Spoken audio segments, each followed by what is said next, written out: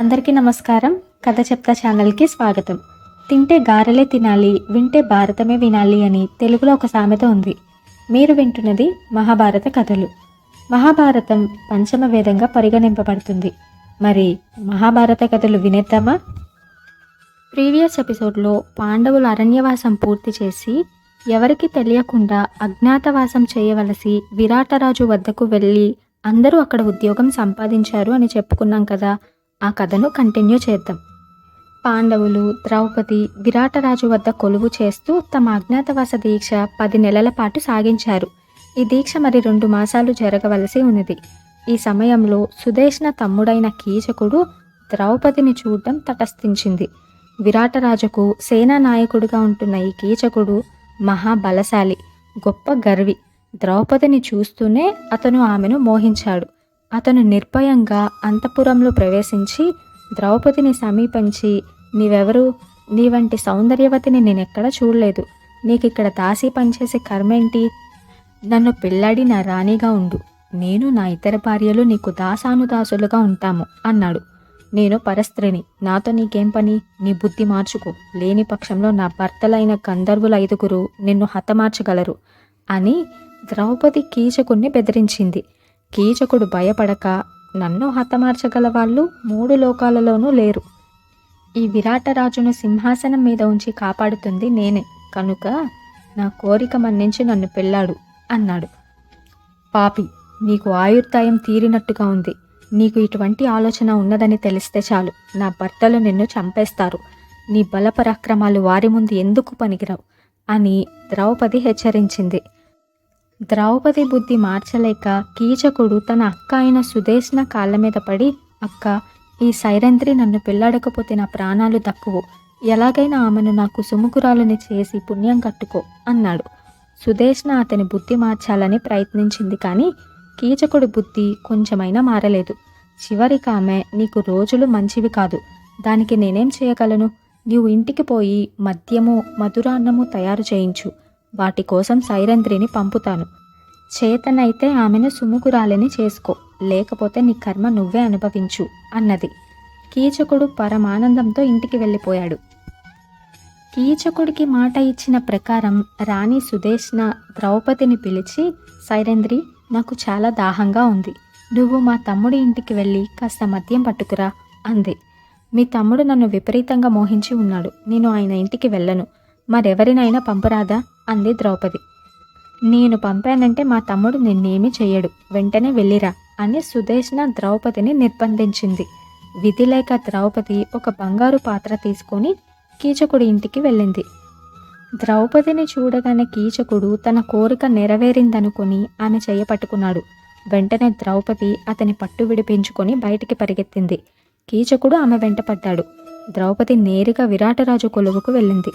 కానీ కీచకుడు రాజసభను కూడా పాటించక ద్రౌపది జుట్టు పట్టుకొని పడదోశాడు. ఇది చూసి సభలో ఒక్కరు కూడా ఇదేమిటి అని కీచకుణ్ణి వారించలేకపోయారు. ఒక్క భీముడు మటుకు రోషంతో పరవశుడైపోయి పళ్ళు పటపటా కొరుకుతూ సమీపంలో ఉన్న పెద్ద చెట్టును పెరకపోయాడు. సమయానికి ధర్మరాజు, పిచ్చివాడా, ఆ పచ్చి చెట్టు నీకు వంట చెరుకుగా పనికిరాదు, దాన్నెందుకు పెరుకుతావు అని భీముణ్ణి నివారించాడు. కీచకుడు తనను ఇలా అవమానిస్తుంటే తన భర్తలు సైతం చూస్తూ ఊరుకోవడం చూసి మండిపోతూ ద్రౌపది విరాటరాజుతో, నా భర్తలు మహాశక్తివంతులైనా కూడా ఏమీ చేయలేనప్పుడు రాజువైన నీవు కూడా నీ దుర్మార్గాన్ని మందలించగా ఊరుకున్నావేమిటి అని అడిగింది. విరాటరాజుకు కీచకుణ్ణి శాసించే ధైర్యం లేదు. నీకు అతనికి మధ్య చాటుగా ఏమి సంబంధమో నాకేం తెలుసు అన్నాడు ఆయన.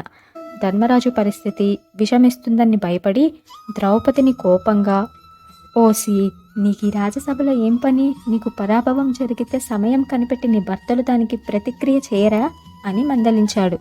ద్రౌపది లేచి కోపంతోనూ దుఃఖంతోనూ కన్నీరు కార్చుతూ అంతఃపురానికి వెళ్ళిపోయింది. అప్పుడు సుదేష్ణ ఆమెను చూసి, ఎందుకలా ఉన్నావు? నిన్ను ఎవరు బాధించారు అని అడిగింది. ద్రౌపది ఆమెతో జరిగిందంతా చెప్పింది. నా తమ్ముడు ఇంత పని చేస్తాడా? వాణ్ణి చంపేస్తాను అన్నది సుదేష్ణ. నన్ను పరాభవించినందుకు అతని మీద ఎవరికి రోషం వస్తుందో వారే అతన్ని చంపేస్తారు అన్నది ద్రౌపది. అప్పటికే ఆమె కీచకుణ్ణి భీముడి చేత చంపించాలని నిశ్చయించుకుంది.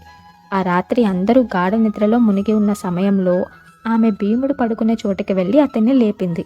నీ భార్యను ఒక దుర్మార్గుడు నీ ఎదుటనే పరాపిపించడం కల్లారా చూసి కూడా నీకు ఎలా నిద్రపట్టింది అంటూ ద్రౌపది తన కష్టాలన్నీ భీముడికి చెప్పుకొని ఏడ్చింది.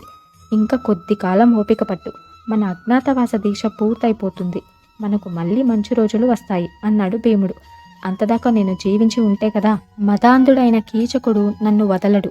మీరు 5గురు ఉండి కూడా నన్ను ఆ దుర్మార్గుడి బారి నుండి కాపాడలేరు. ఇక నేను జీవించడం సాధ్యం కాదు. తెల్లవారేలోగా కీచకుడు చావని పక్షంలో నేను ప్రాణత్యాగం చేసుకోక తప్పదు. రేపు మళ్ళీ వాడి మొహం ఎలా చూడను అంటూ ద్రౌపది కన్నీరు కార్చింది. ఈ మాటలతో భీముడికి రోషం వచ్చింది. ఆ కీచకుడిని నేను తప్పక చంపుతాను, నువ్వు విచారించకు. అయితే ఈ పని రహస్యంగా జరగాలి. తెల్లవారగానే కీచకుడు నీ వద్దకు వచ్చినప్పుడు వాడిపైన నీకు ఇష్టం కలిగినట్టుగా నటించి రేపు రాత్రికి నర్తనశాలకు రమ్మని చెప్పు. ఆడవాళ్ళు పగలల్లా అక్కడ నృత్యం నేర్చుకుంటారు, కానీ రాత్రివేళ అక్కడ ఎవరూ ఉండరు. వాడితో నేను యుద్ధం చేస్తుంటే ఎవ్వరూ అడ్డురారు. అక్కడి నుంచే నేను వాణ్ణి యమపురానికి పంపిస్తాను అని భీముడు ద్రౌపదితో ప్రమాణం చేశాడు.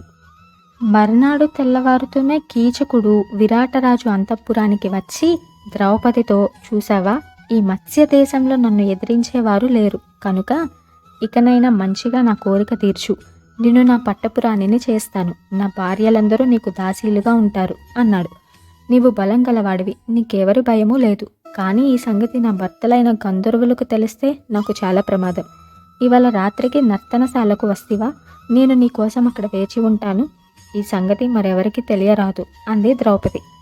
కీచకుడు ఇందుకు సంతోషంతో ఒప్పుకున్నాడు. ఈ ఏర్పాటును గురించి ద్రౌపది భీముడికి తెలిపింది. చీకటి పడగానే భీముడు వెళ్ళి ఒంటరిగా నర్తనశాలలో శయ్య మీద దుప్పటి కప్పుకొని పడుకున్నాడు. అన్న ప్రకారం కీచకుడు వచ్చి చీకట్లో భీముని చూసి సైరేంద్రే అనుకొని మీద చెయ్యవేశాడు. వెంటనే భీముడు సింహంలాగా లేచాడు. ఆ అంధకారంలో ఇద్దరూ కొంచెంసేపు మదగజాలలాగా యుద్ధం చేశారు. చిట్ట చివరకు భీముడు కీచకుని చంపేసి అతని కళేబరాన్ని గుర్తించరాకుండా బీభత్సపరిచాడు. తరువాత దీపకాంతిలో ఆ శవాన్ని ద్రౌపదికి చూపి, నిన్ను మోహించిన దురాత్ముడికి ఎంతటి గతి పట్టిందో చూడు అని చెప్పి తన వంటశాలకు తిరిగి వెళ్ళాడు. తరువాత ద్రౌపది నర్తనశాల రక్షకులను పిలిచి, నా భర్తలైన గంధర్వులు కీచుకుని చిత్రవధ చేశారు, శవం నర్తనశాలలో ఉంది అని చెప్పింది. వాళ్ళు వెళ్ళి ఈ సంగతి రాజభవనంలో చెప్పారు. కీచకుడి మరణ వార్త వినగానే 105 మంది ఉపకీచకులు వచ్చి అక్కడ నిలబడి ఉన్న ద్రౌపదిని చూసి, దీని మూలనే మన కీచకుడు చచ్చాడు, దీన్ని కూడా ఆయనతో పాటు తగలేద్దాం అని ఆమెను కూడా పాడెకు కట్టి శ్మశానానికి బయలుదేరారు. ద్రౌపది తన భర్తలను మారుపేర్లతో పిలిచి కేకలు పెట్టసాగింది. భీముడు ఆ కేకలు విని మారువేషంతో బయలుదేరి దారిలో ఒక చెట్టు పెరికి దాంతో ఉపకీచకులందరినీ మట్టుపెట్టాడు.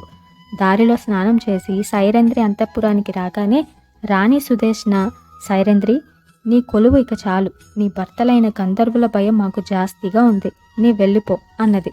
అమ్మా, నాకు 13 రోజులు గడువివ్వండి, తరువాత నా భర్తలు వచ్చి నన్ను తీసుకుపోతారు అంది ద్రౌపది. ఇదండి ఇవాల్టి మహాభారత కథలు. మీకు ఈ పాడ్కాస్ట్ నచ్చినట్టయితే ఛానల్ని సబ్స్క్రైబ్ చేయండి, లైక్ చేయండి అండ్ అందరికీ షేర్ చేయండి. మహాభారతం ఇలా షార్ట్ స్టోరీస్గా కాకుండా మొదటి నుండి వినాలనుకుంటే కామెంట్ డ్రాప్ చేయండి, మహాభారతం పాడ్కాస్ట్ చేస్తాను.